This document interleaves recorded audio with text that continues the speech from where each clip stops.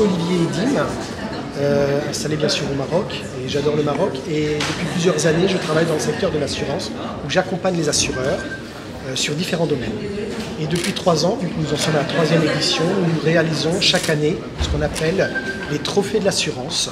Cette année, qui s'appelle les trophées de l'assurance d'Afrique au Maroc. La particularité de l'événement, c'est de remettre des trophées aux assureurs pour leur partie innovation. C'est-à-dire tout ce qu'ils font d'innovant durant l'année, parce qu'on ne le connaît pas.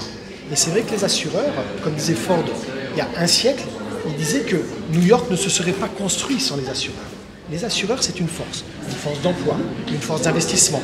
Enfin, il y a beaucoup de choses. Et l'innovation, des fois, on la met un peu à la trappe. Là, l'avantage, c'est qu'une fois dans l'année, on se retrouve en tant qu'amis. Et on est là et on partage nos dossiers et on les présente au public parce que c'est tourné vers les particuliers et les assurés. Alors cette année, 10 trophées sont distribués. Pourquoi 10 trophées? Parce qu'il ne faut pas que ce soit l'école des fans, même si tous les dossiers qui ont été présentés sont très intéressants. Mais on est obligé de choisir. Et puis il y a également une surprise, un 11e trophée qui est celui du jury, le prix du jury. En sachant que nous avons également, dans ces 10 trophées, un premier trophée qui est celui de l'InsurTech. Alors l'InsurTech, c'est une start-up en assurance.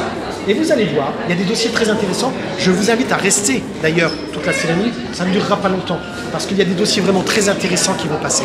Et ça vaut le coup d'aller interviewer ces gens-là et de dire, parlez-moi de ce que vous avez fait. Voilà.